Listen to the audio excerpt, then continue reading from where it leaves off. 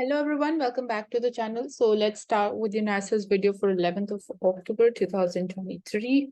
So Israel-Palestine war जो recent attack has been conducted by Hamas. So we see कि Israel, it retakes the Gaza border areas and the toll crosses around 3,000. So Prime Minister Modi, he speaks to the Netanyahu, who's the Prime Minister of Israel, and India unequivocally condemns terrorism in all its forms and manifestations. So this is clearly India ka jo stand hai. Soon after the telephone conversation with the Israel Prime Minister Benjamin Netanyahu, Prime Minister said, I thank Prime Minister Netanyahu for his phone call and providing an update on the ongoing situation.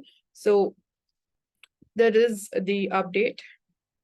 Apart from this, all relevant areas have already been taken up.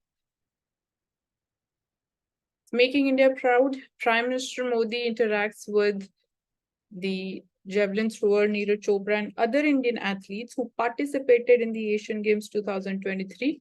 And we are seeing again, he described them as GOAT, that is greatest of all time squad that went this time, and he's been interacting with all the winners who definitely played important role.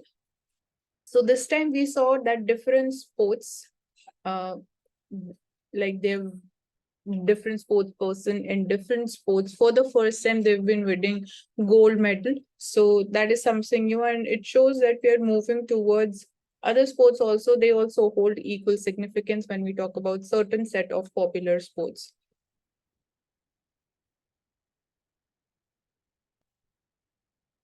So when we talk about the electoral bonds case, so Supreme Court has set October 31 for hearing the electoral bonds case. So CJ says that if there is tax deduction availed by the donor, then it may be a moneyable also. So we are not saying anything now, and this is only a discussion as of now. So इसमें basically जो concern है, that is around whether it is going to be a money bill or not when we talk about certain amendments that are to be done in this, specifically regarding the tax deduction thing. So we'll go into this when we have proper discussions. Then net direct tax collections have increased by 21.8%. So we are seeing growth in net direct tax collection. Specifically, now we need to know about the proper chronology also, that highest amount of taxes generated from which source. So likewise, because these kind of questions, they are asked in prelims. So India's net direct tax collection grew by 21.8%, surpassing over half of the budget estimates for this year. So it has been for the period up till basically by October 9. So we see that the personal income tax revenues have increased by 32.5%. Corporate taxes have been increasing and at the rate of 12.4%.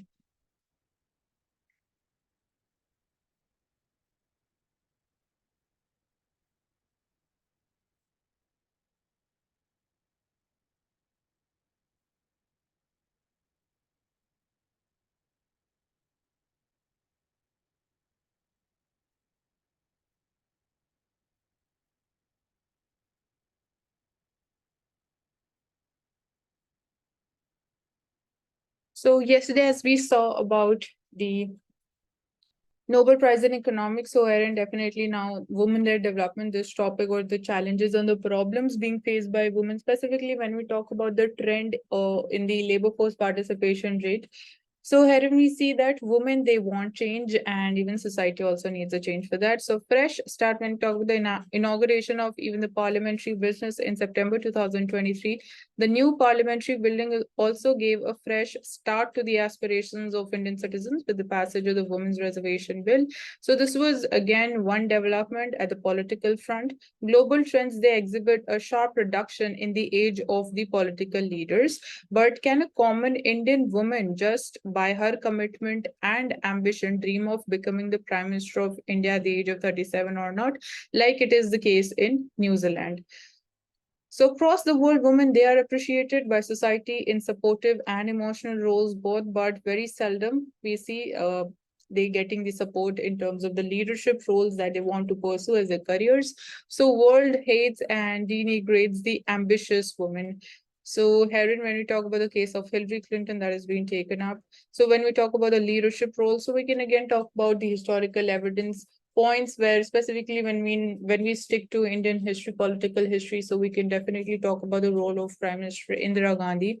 And even when we talk about the role of certain women ministers during the first Indian uh, union government formation. When we talk about the union health minister, the first Indian health minister was again a woman personality. So herein, when we're talking about leadership roles, so we can cite their examples. So historical evidence points out that but for a few Talib's black swams, all women who have assumed the leadership roles, they did not get there by sheer industry, competence, and intelligence.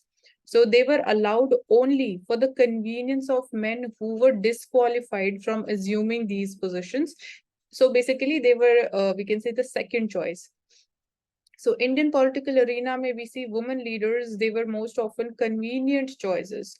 So they were not seen from the perspective of priority, or not from the perspective of the skills, the competence that they have, or the intelligence that they have. So their initial acceptance was the perception that they could be conveniently removed also, but their inherent acumen belied all those designs. So historical evidence also shows that most women who make it to the leadership positions, they have a mix of privileges of, higher education, support of the influential mentors, and the family support is enjoyed by them. And then they belong to upper classes and castes. So even this is one, we can say, discrimination or a gap that exists in the trend when we talk about that lower class women, they do not get all these opportunities, and that's why they're not able to make up comparatively, like their journey is very difficult when we compare to the women who have access to all these services. And definitely when we look at the journey of a current president of India, so it definitely signifies all these things. Then regressive views, they are a hurdle. So the biggest block is the regressive views on the gender equality held by men and women. This has been seen even in the otherwise progressive men, as seen when C. Rajagopalachari, he opposed Radhabhai Subrayan's choice to fight from a general seat. So Mulayam Singh's acquisition of the parliament in 2010 that the previous avatar of the women reservation bill, it would only champion the cause of educated, urban, and elite women. It failed to recognize that the core objective of the bill, it was to create space for women who did not have the good fortune of belonging to the privileged and the elite classes. So these are some kind of trends. So why do the women, they have to wait so long to close the gender gap? So the present bill, that is the first step. So this is basically, we're talking in the context of the politics. So earlier we have taken up all kinds of different areas. Specifically now we'll obviously concentrate more on the labor force participation, the challenges that women have to face. So yesterday we took up how basically marriage and the decision of having a child, all of that impacts the women's participation rate in when we talk about the employment and their economic contributions.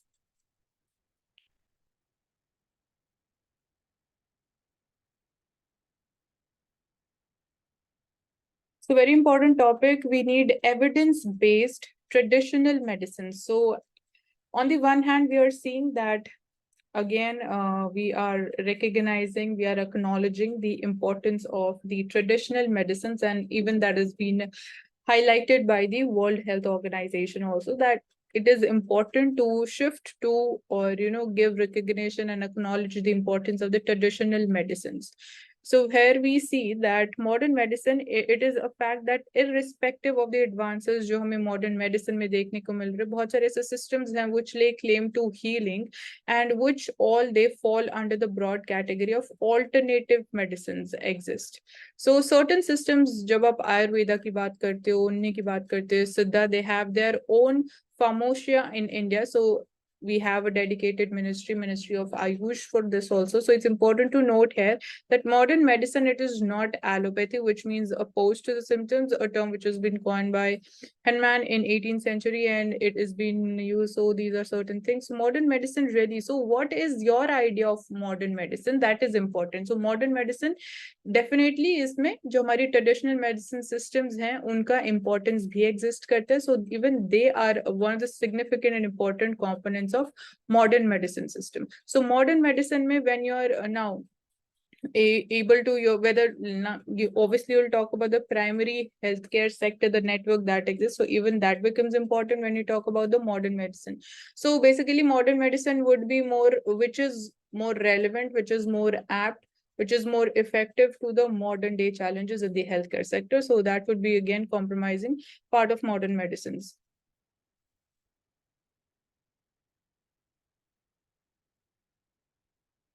So majorly, this article is talking about how evidence-based traditional medicines, they can be revolutionary in the healthcare services.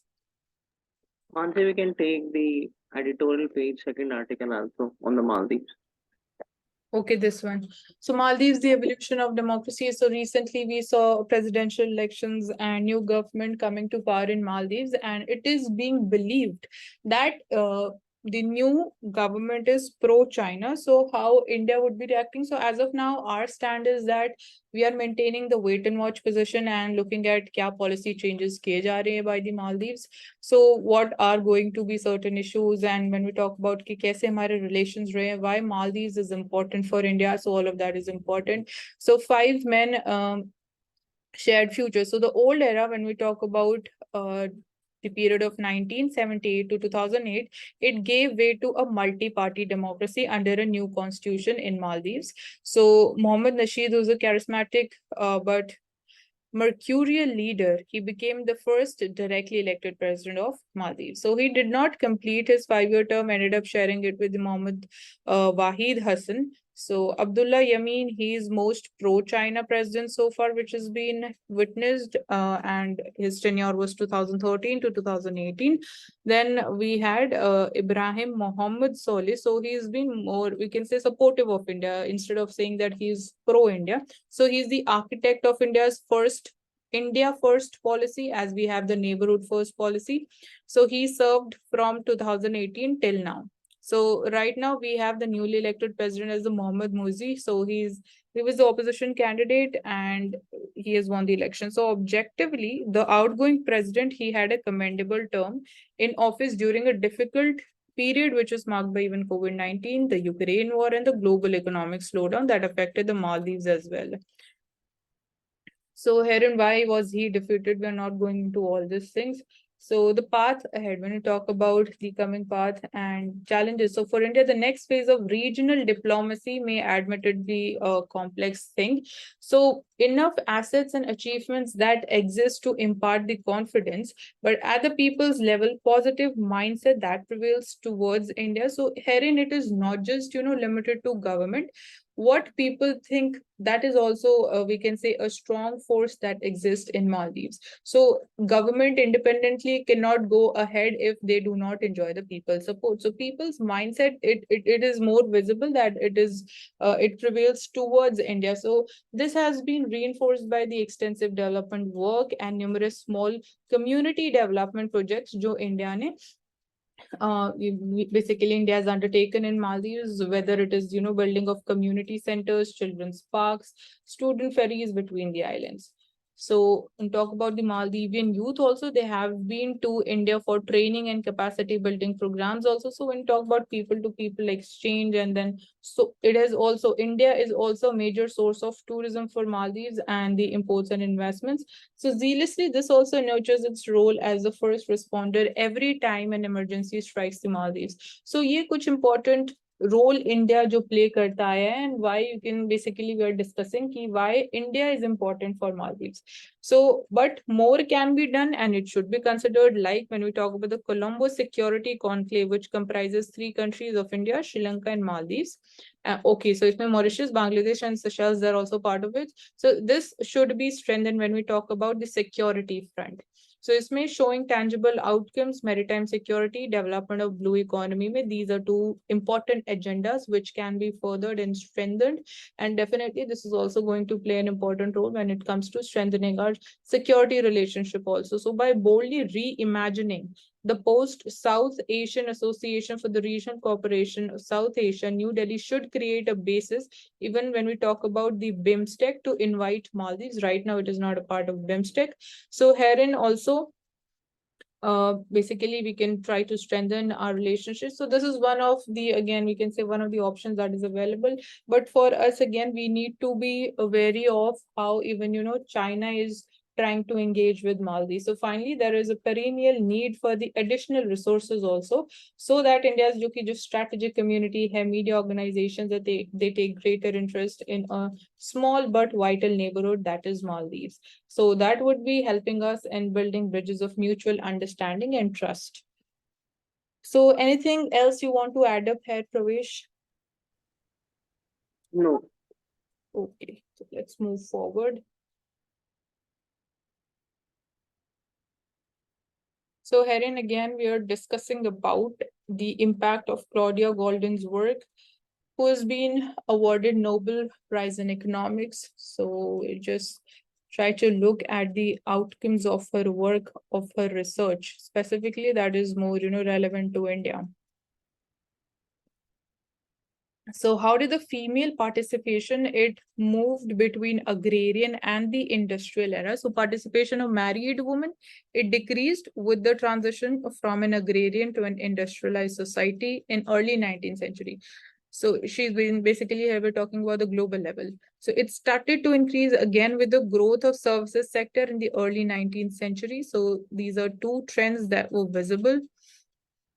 Apart from this, now, with prior to the advent of industrialization, so when you talk about this period in the 19th century, women, they were more likely to participate in the labor force.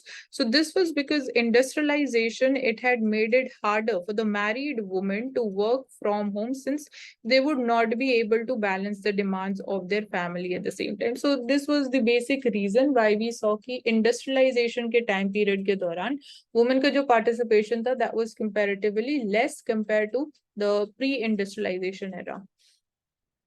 Now, even though her research, it held कि जो unmarried women थे, they were employed in manufacturing during this industrial era, the overall female force, it declined despite that also. So this is the two factors combined, they form the basis of the claim that there is no historical consistency नहीं देखी गई है between the female engagement in the overall labor force and the economic growth. So, okay, this is also one of the very important points. कि ऐसा कोई consistency नहीं है historically when we go with the data between female engagement in the overall labor force and economic growth. So it is not important as we put it forward कि India के case में right now the labor force participation rate is, specifically women's labor force participation rate is 30%. So we need to increase it, and that is going to be a major booster for our economic growth. So this cannot be, 100% trustable thing. So उसमें भी और nitty-gritties हैं जो again minutely समझना उनको important हो जाएगा. So this is one thing which is again an outcome of a research. Now, Heron, when we talk about this graph, the U-shaped curve, so economic growth in the varied periods, it did not translate to the reduced gender differences in the labor market. So definitely gender equality की हम आज भी बात करते तो definitely जो gap है वो increase हुआ, and a lot of factors they have influenced, and they are still influencing the supply and the demand for the female labor. So herein, this graph is showing that on y-axis we have the married women in the workforce in terms of the percentage. So we are just looking at the numbers of married women in workforce, and here we have the timeline. And so during this time period, when we talk about 1790 say 1820, so agriculture sector was majorly growing, and usme women had a higher share, but it was gradually declining. So industrial era maybe it started to decline, एक minimum level हमने achieve किया 1910 में, when after that we saw कि expanding education में initiatives लिए गए, efforts लिए गए, changing expectations were visible, contraceptive pills. So all these areas were focused, and after that we saw the results in the form of increased married women participation in the work. And this time period में between 1910 and 1970 on further, services sector started increasing. So that's how women participation or involvement or representation in the services sector also grew with all these steps that were taken up. So what made the curve move upward? These are the same things that we just took up right now. Two factors are of particular importance here. The marriage bar, that is the practice of hiring and not hiring women they are once married. So एक again ये social perception है. Basically कुछ ऐसी jobs है जो देखी जाती है, या it is generally believed कि married women, they would not be able to continue, or they wouldn't be reliable for a long term basis. So again, kind of a myth we can call this. And then we have the prevalent expectations about their future careers. So this is somewhat related to the first factor only. So when we saw, according to the Professor Golden, it peaked during 1930s Great Depression and ensured the ensuing years, preventing women from continuing as teachers or the office workers. So यहाँ different time periods के लिए again results की बात की जा रही है.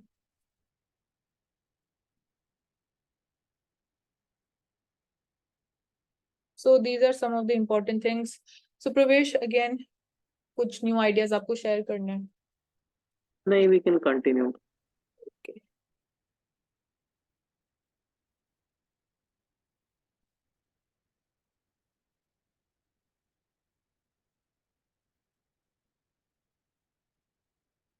So India, Australia, again, trade and security ties हमारे लिए बहुत important है, and that is gathering pace also. So Indo-Pacific region में जब हम बात करते हैं, ओशिनिया की हम बात करते हैं, क्वाड की हम बात करते हैं, तो definitely कल ही हम बात कर रहे थे कि China, it is coming up with the nuclear equipped, some nuclear arms equipped submarines in the Indo-Pacific region. So definitely trade se perspective say this region is very important in security also, because China, it is not, basically it is trying to assert itself, and jo uske claims hai, it is asserting those also. So jo treaties hai, as we say ki we want to establish international rules based order, so China is basically violating that. So here we have different figures also, trade and trade के perspective से बात करें तो services and the trade with India, it was around $46.5 billion in 2022, and talk about India-Australia trade. So India is the fourth largest exporters market for Australia. So these are basically why India is important for Australia. And security cooperation is gathering pace, and he basically says is currently resetting the relationship with China also. So it's an interview with the Hindu. Mr. Dick said that Australia is currently resetting the relationship with China, but its ties with India, they're also unique with trade, security, people-to-people dimensions. So basically, Indo-Pacific countries, where they're trying to now, we can see कि of late थोड़ा सा ये change visible है कि they are trying to balance how they can counter China, or how basically they can move towards restoration of peace in this region. Ki peace, it is able to sustain, even China is it comes on track when it comes to following the international treaties that we have. So Australia case mein this is visible, so they are trying to basically balance the ties between India and China. So this we have seen ki Modi speaks to Netanyahu, the Prime Minister of Israel, and condemns attack on Israel because we do not support terrorism in any form anywhere. India can play a role to diffuse the crisis, envoy of Palestine. So India can play that role, but again, uske liye we need to look at ki kya situation hai. Current situation we are seeing ki it is the war, it is getting more brutal, more violent, and Israel, it is again become more violent with the attacks that yesterday it conducted on the Gaza Strip, on specifically the Gaza port. So right now, the situation is not such that we can go ahead with this role, in order to ensure that this war get diffused, because other developed powers, they are supporting Israel. In terms of arms and ammunition, we are seeing the US has been supporting openly, UK is there in support of Israel. In terms of basically arms and ammunition जो supply कर रहे हैं, ऐसे तो India भी Israel को ही support कर रहा है, but right now the war is escalating, so that is the situation.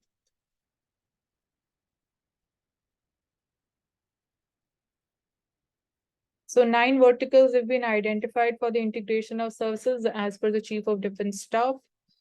So the 9 verticals, let's spot them if they are mentioned over here. So here we see, so 9 verticals for the integration, which includes operations, operational logistics, training is important, HR administration, supply chain management. So 9 verticals have been identified for the integration of services. When we talk about, again, strengthening our defense forces, so to forge a kind of consensus or jo macro issues are between 3 services chiefs and myself as to what kind of roadmap for transformation we want to lay down for the armed forces. So there's a good synergy right now that exists between different army chiefs and the CDS. And defense sector may, again, we are focusing more upon indigenization. So that's, again, one thing on focusing upon self-sufficiency. So the first test flight of Gaganyaan mission scheduled on 21st October. So we are seeing progress over here as well. So technical things can be covered up.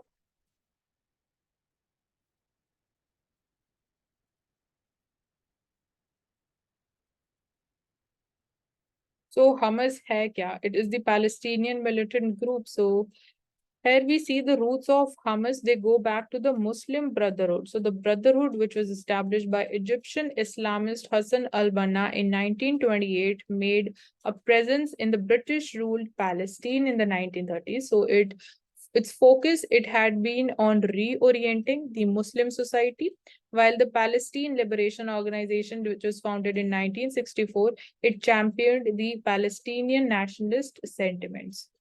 So right now, even Hamas, it wants to, play that leadership role when we talk about this conflict between Israel and Palestine. So यहाँ पे भी it is somewhere the PLO versus the Hamas. So rise of Hamas, it was established after the first Intifada broke out in 1987 and the occupied territories, they were swept by mass uprising. So Brotherhood found it an opportunity to enter this struggle against the occupation. So 1990s, early 2000s की हम बात करें तो Hamas has conducted several suicide attacks targeting the Israelis. 2000 में when the second Intifada broke out, Hamas, it was in the driving seat. So Israel had taken a policy of targeted assassinations against Hamas. So Hamas violent tactics and Israel के जो collective punishment have the Palestinians in return, it seemed to have helped Islamist gain popularity. So 2006 legislative elections की बात करें, in the Palestinian territory, Hamas won 74 out of 132 seats, while the Fatah party, the PLO's backbone, they got only 45 seats. So with this, basically, we saw कि Islamists को कहीं ना कहीं gain हो गया out of this conflict, and Hamas formed the government, but it faced opposition from Israel, most of the other international powers. So as the tensions, they rose between Fatah and Hamas in West Bank and Palestinian president, they dissolved the Hamas government. So this led to then violent clashes between Fatah and Hamas. So that's how basically it became Palestine versus Hamas.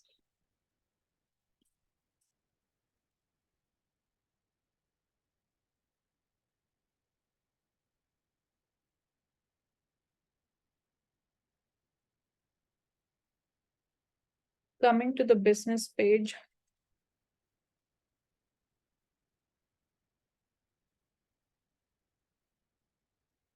So state-owned NBFCs, non-banking financial companies, they have been put under the prompt corrective action norms by RBI.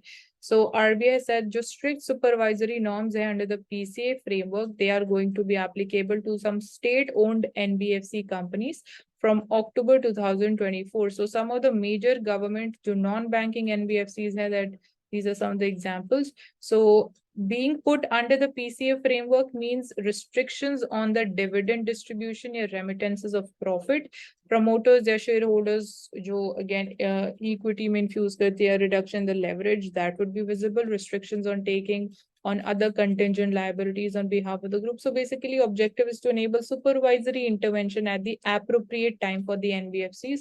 When off late we are seeing key basically we are seeing progress, we are seeing कि जो हमारा banking system है that is in good health. In financial sector की बात करें, so NPAs are also at the lowest level. So this is one of the measures through which we can again ensure the good health and NPAs increase ना हो, जो demand supply mismatch देखने को मिलता है that is not there. So this is one of the steps that been taken by RBI.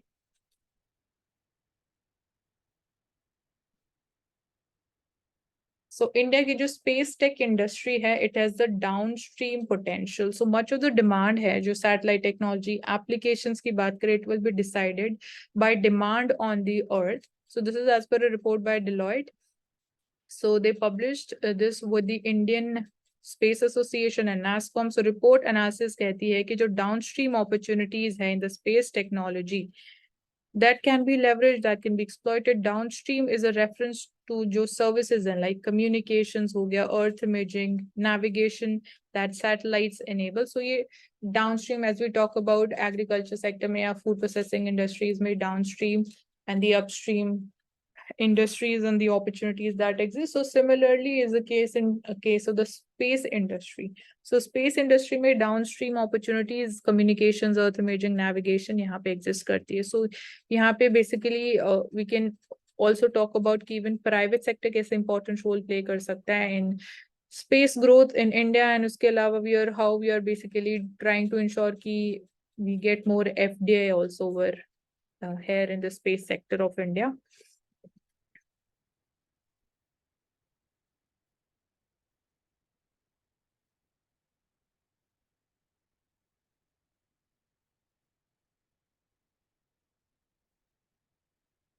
So Prime Minister, he's there with the Indian medalists of the Asian Games. So Prime Minister shows all possible help to achieve greater heights. Congratulates the women athletes who accounted for almost half the medals won in China. So this is also a sign of gender equality that we are seeing even women, they are getting equal support. But again, jo challenges say we discussed about ki ground level pe, when we talk about the infrastructure or the training facilities, the equipments, even the availability of trainers, they're not able to afford the professional trainers on the individual level. Apart from that, the basically the diet that they have to follow, even that becomes a challenge for them from the perspective of finances.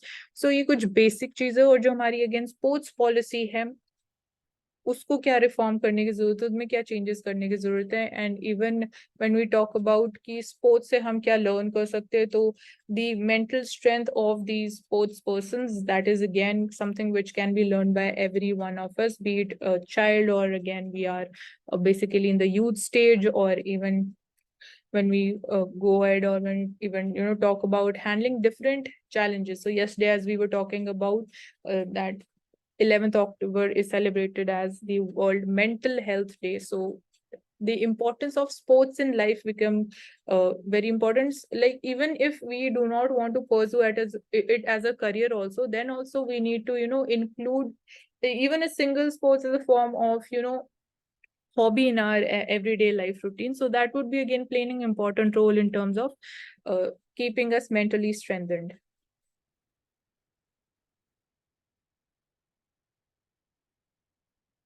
So herein, when we talk about the important news article in the Mint, so यहाँ पे we also talk about the Nobel Prize in Economics. So I will just have a look at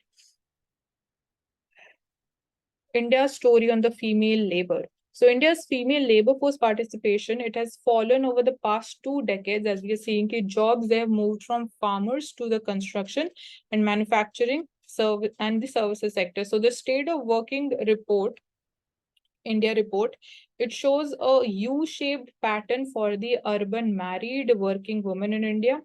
And women's chance of going out to work, it falls as their husband's pay rises, but it increases again as the figure crosses rupees 40,000 per month. So beach mein ye jo gap aata hai, again this is also somewhere the mindset or the behavior that you have, and the gender pay gap, that is huge as well. So with the women, they're earning just 76% of what men do.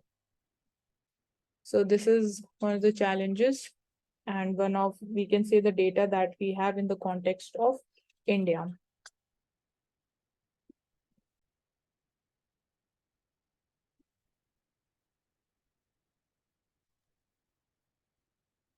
Okay, now let's take up the Financial Express newspaper.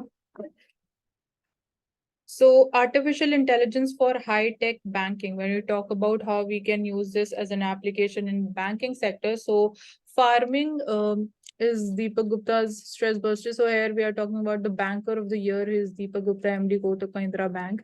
So farming is Deepak Gupta's stress buster. Take a lot of time and effort, probably raising the cost of producing lock in the plot, all of this. He doesn't mind talking about how basically.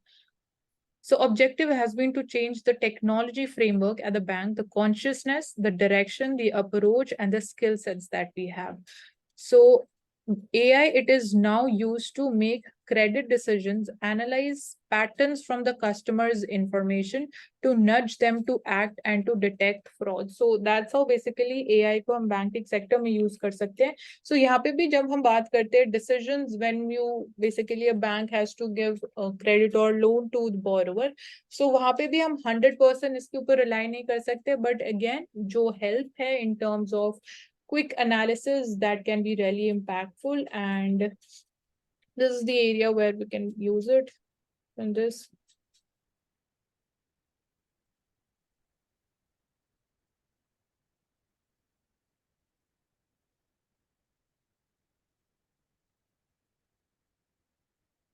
So the production linked incentive scheme for the white goods has been announced. Samsung incentive correction impact. Government tightens the rules for this. So more clarity on valuing the captive use related party transactions. So changes in the guidelines also provide for the verification the incentive claims by the project management agency. So kuch changes kiye gaye hain. Apart from this, PLI scheme, definitely this is a step when we talk about again make in India and furthering self-sufficiency and reducing our import dependence.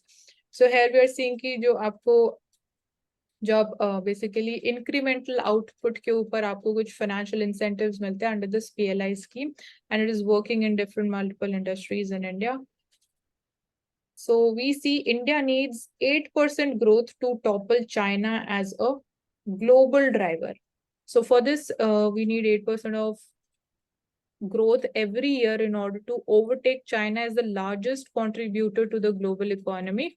And it requires much more investment, especially traditional sectors. So nations should focus investment in areas like mining, utilities, transport, and storage. So these have stronger spillover effects, or as we say, multiplier effects on the broader economy. So we can basically talk about reforms in these areas, how we can basically make them more efficient, how we can use modern technology over here, how we can increase FDI if possible. So jo growth opportunity exists karti hai, that can be explored in these areas. So we need to make them more modern. So investments definitely wo ek important component hai. Capacity constraints जो exist करते हैं traditional sectors में mean that more investment in those areas they are now needed.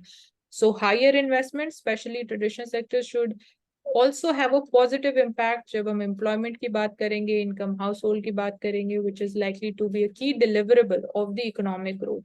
So जैसे कि हम spillover effects की बात कर रहे हैं, multiplier effects, so even they are going to be highly beneficial for us when we go ahead with the turning these traditional sectors as modern sectors.